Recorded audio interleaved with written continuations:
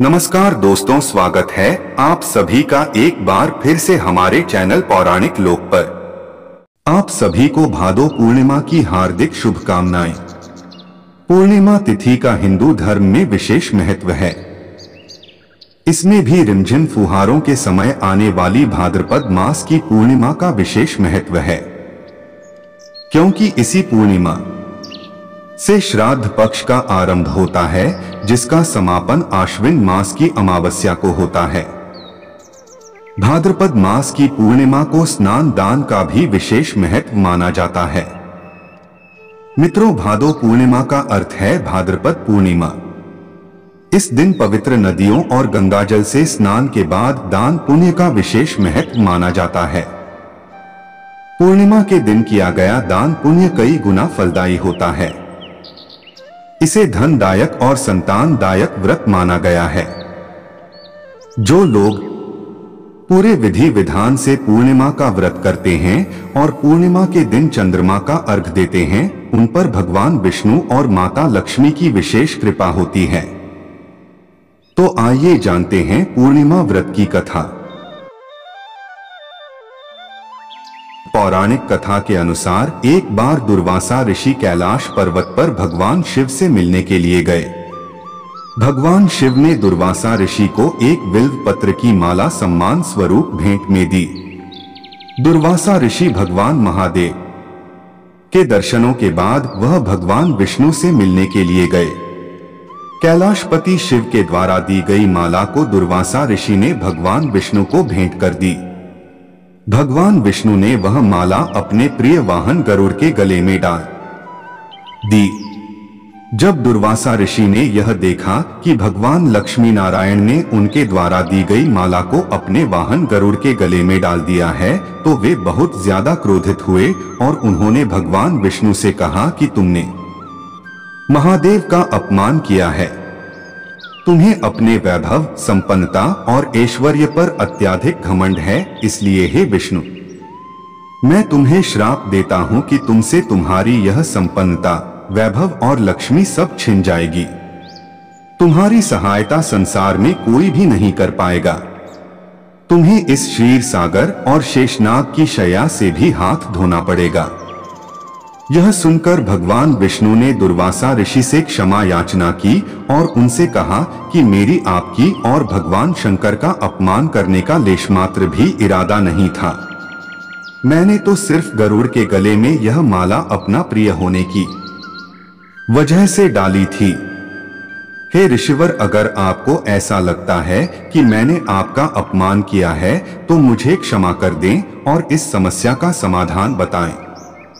इसके बाद दुर्वासा ऋषि ने अपने क्रोध का त्याग कर भगवान विष्णु को उमामहेश्वर की आराधना करने के लिए कहा और कहा कि अगर तुम पूरे नियम से यह व्रत करोगे तभी तुम्हें तुम्हारी संपन्नता प्राप्त होगी। जिसके बाद भगवान विष्णु ने यह व्रत किया और दोबारा से अपनी संपन्नता प्राप्त की। तो बोलिए भक्तों, श्रीमन नारायण नारायण हरि हरि, श्रीमन नारायण नारायण हरि हरि। पहली कथा समाप्त हुई। अब सुनते हैं दूसरी कथा। मित्रों, द्वापर युग में एक समय की बात है कि माता यशोदा जी ने कृष्ण से कहा, हे कृष्ण, तुम सारे संसार के उत्पन्न करता और पोषण करता हो, तो आज कोई ऐसा व्रत मुझसे कहो जिसके करने से मृत्युलोक में स्त्रियों को विधवा होने का भय न रहे तथा यह व्रत सभी मनुष्यों की मनोकामना पूर्ण करने वाला हो। श्री कृष्ण कहने लगे, हे माता, तुमने अति सुंदर प्रश्न किया है। मैं तुमसे ऐसे ही व्रत को सविस्तार पूर्वक कहता हूँ। माता, ये विशेष फलदायी व्रत है पूर्णिमा का व्रत। इस व्रत को करने से मनुष्य की सभी इच्छाएं पूरी होती हैं और सौभाग्य की प्राप्ति होती है। पर इसके लिए स्त्रियों को द्वात्रिंशत अर्थात 32 पूर्णिमाओं का व्रत करना चाहिए। इस व्रत को करने से स्त्रियों को सौभाग्य, संपत्ति मिलती है। यह व्रत अचल सौभाग्य को देने वाला और भगवान शंकर के प्रति मनुष्य मात्र की भक्ति को बढ़ाने वाला है। यशोदा जी कहने लगी हैं, कृष्ण, सर्वप्रथम इस व्रत को मृत्युलोक में किसने किया था?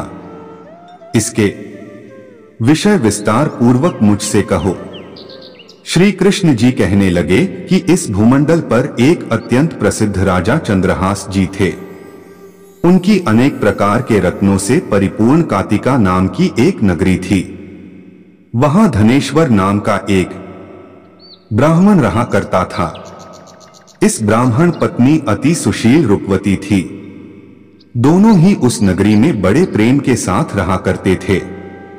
घर में धन धान्य आदि की कोई कमी नहीं थी, पर उन दोनों को उनको एक बड़ा दुख था। उन दोनों के कोई संतान नहीं थी, जिस वजह से वह बहुत दुखी रहते थे। एक दिन एक बड़ा तपस्वी योगी उस नगरी में आया। उसे उस ब्राह्मण की निसंतानता का पता चला। वह योगी बाकी सभी घरों से भिक्षा मांगकर भोजन किया करता था, लेकिन उस ब्राह्मण के घर से भिक्षा नहीं मांगा करता था।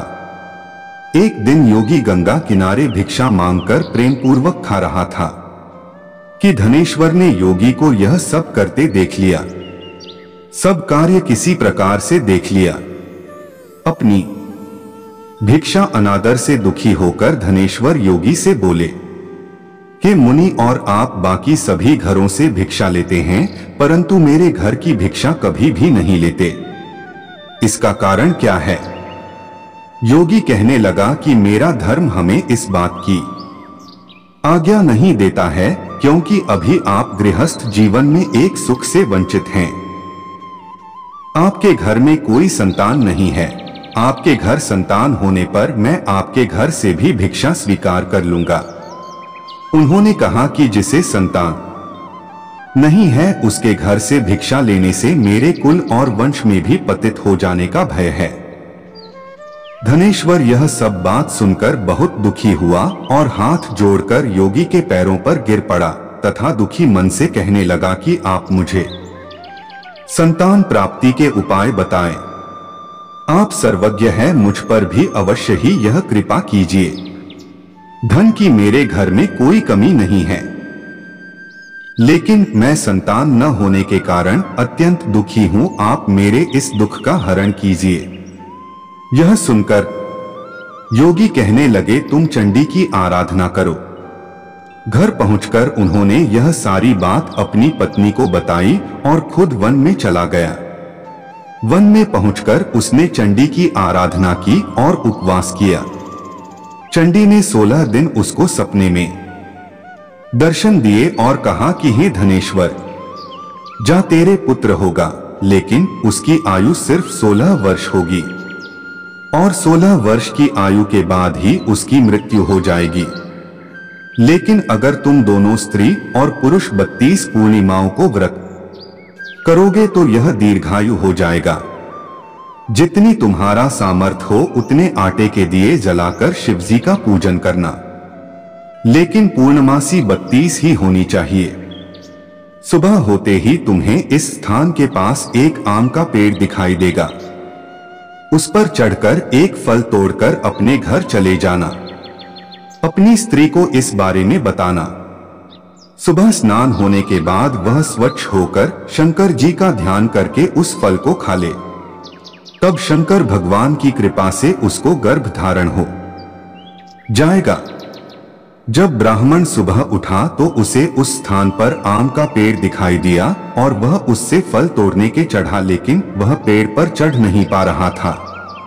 यह देखकर उसे बड़ी चिंता हुई। उसने भगवान गणेश की उपासना की और कहा, हे दयानिधे, अपने भक्तों के विघ्नों का नाश करके उनके मंगल कार्य को करने वाले, दुष्ट का नाश करने वाले, रिद्धि सिद्धि देने वाले, आप मुझे इतना बल दें कि मैं अपनी मनोकामना पूरी कर सकूं। इसके बाद वह पेड़ पर चढ़ा और पड़े से फल तोड़कर अपनी पत्नी के पास पहुंचा।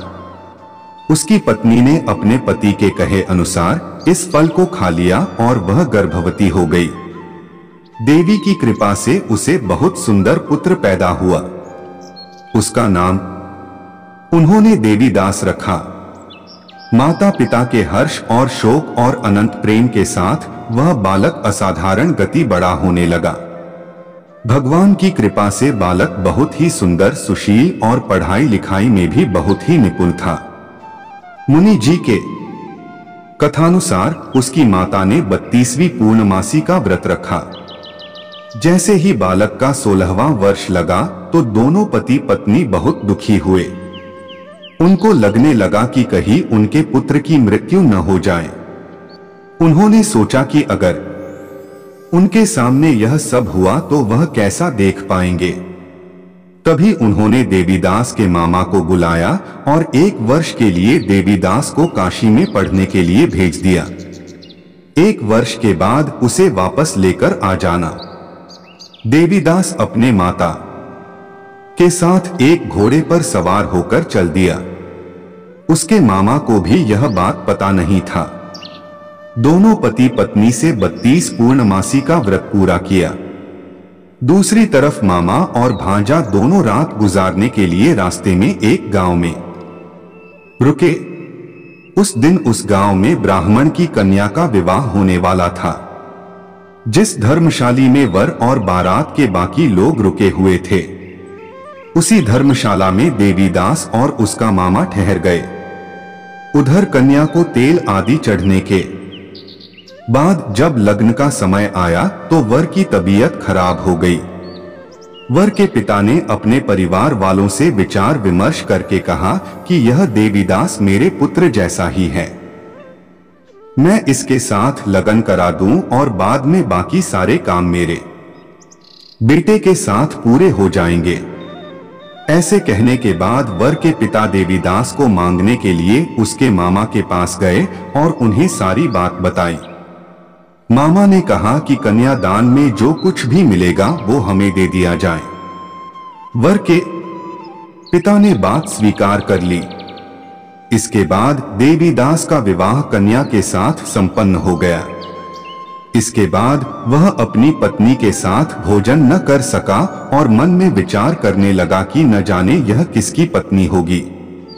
यह सोचकर उसकी आंखों में आंसू आ गए। तब वधू ने पूछा कि क्या बात है, आप उदास क्यों हैं? तब उसने सारी बातें पत्नी को बता दी। तब कन्या कहने लगी, यह ब्रह्मा विवाद के विपरीत है। आप ही मेरे पति हैं, मैं आपकी की पत्नी रहूंगी, किसी अन्य की कभी नहीं। तब देवीदास ने कहा, ऐसा मत करिए क्योंकि मेरी आयु बहुत कम है। मेरी मृत्यु के बाद आपका क्या होगा? लेकिन उसकी पत्नी नहीं मानी और बोली, स्वामी आप भोजन कीजिए। दोनों रात में सोने के लिए चले गए।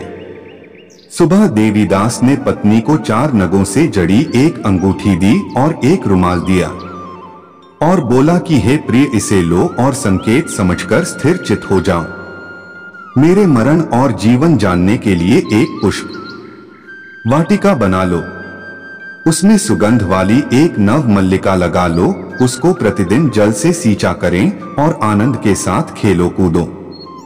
जिस समय और जिस दिन मेरा प्राणांत होगा उस दिन यह फूल सूख जाएंगे। जब यह फिर से हरे हो जाए तो जान लेना मैं जीवित हूं। यह समझाकर वह वहां से चला गया। इसके बाद जब वर और बाकी बाराती मंडप में आए तो कन्या ने उसे देखकर कहा कि ये मेरा पति नहीं है, मेरे पति वह है जिनके साथ रात में विवाह हुआ है, इसके साथ मेरा विवाह नहीं हुआ है। अगर यह वही है तो यह बताएं कि मैंने इसके क्या दिया है, साथ ही कन्यादान के समय को आभूषण मिले उन्हें दिखाएं। कन्या की ये सारी बातें सुनकर वह कहने लगा कि मैं यह सब नहीं जानता। इसके बाद सारी बारात भी अपमानित होकर लौट गई। भगवान कृष्ण बोले, हैं माता, इस प्रकार देवीदास काशी चला गया। कुछ समय जब बीत गया तो एक सर्प उसको डसने के लिए वहां आया, लेकिन वह उसको काट नहीं पाया, क्योंकि उसकी माता ने पहली ही 32 पूर्णिमा का व्रत कर लिए थे। इसके बाद खुद काल वहां पहुंचा। भगवान की कृपा से तभी वहां माता पार्वती और भगवान भोलेनाथ आ गए। देवीदास को मूर्छित दशा में देखकर माता पार्वती ने भगवान शिव से प्रार्थना की कि महाराज, इस बालक की माता ने पहले ही 32 पूर्णिमा के व्रत कर लिए हैं, आप इसको प्राण दे। भगवान शिव ने माता पार्वती के कहने पर उसे प्राण दान दे दिया। उधर उसकी पत्नी उसके आने की प्रतीक्षा कर रही थी।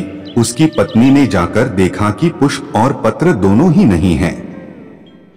तो उसको बहुत आश्चर्य हुआ और जब उसने देखा कि पुष्पवाटिका फिर से हरी हो गई तो वह समझ गई कि उसका पति जिंदा हो गया है। इसके बाद वह बहुत ही प्रसन्न होकर अपने पिता से कहने लगी कि मेरे पति जीवित हैं, उनको ढूंढिए। जब 16वां वर्ष व्यतीत हो गया तो देवीदास भी अपने मामा के साथ काशी से चल दिया। इधर उसकी पत्नी के परिवार वाले उन्हें ढूंढने के लिए जा ही रहे थे कि उन्होंने देखा कि देवीदास और उसका मामा उधर ही आ रहे थे। उसको देखकर उनके ससुर बहुत प्रसन्न हुए और उसे अपने घर ले आए। वहां सारा गांव इकट्ठा हो गया और कन्या ने भी उसे पहचान लिया। देवीदास ने इसके बाद अपनी पत्नी और मामा को लेकर वहां से चल दिया। उसके ससुर ने भी उसे बहुत धन दहेज दिया। जब वह अपने घर की तरफ चल रहा था तो उसके माता पिता को लोगों ने खबर कर दी, तुम्हारा पुत्र देवीदास अपनी पत्नी और मामा के साथ आ रहा है। ऐसा समाचार सुनकर पहले तो उन्हें विश्वास नहीं हुआ, लेकिन जब देवीदास आया और उसने अपने माता पिता के पैर छुए तो देवीदास के माता पिता ने उनका माथा चूमा और दोनों को अपने सीने से लगा लिया। दोनों के आने की खुशी में धनेश्वर ने बहुत दान दक्षिणा ब्राह्मणों को दी। श्री कृष्ण जी कहने लगे कि इस तरह धनेश्वर को 32 पूर्णिमाओं के व्रत के प्रभाव से संतान प्राप्त हुई। जो स्त्रियां इस व्रत को करती हैं वह जन्म जन्मांतरों तक वैधव्य का दुख नहीं भोगती हैं और सदैव सौभाग्यवती रहती हैं। यह मेरा वचन है। यह व्रत संतान देने वाला और सभी मनोकामनाओं को पूरा करने वाला है। तो बोलिए भक्तों, श्रीमन नारायण नारायण हरि, श्रीमन नारायण नारायण हरि हरि।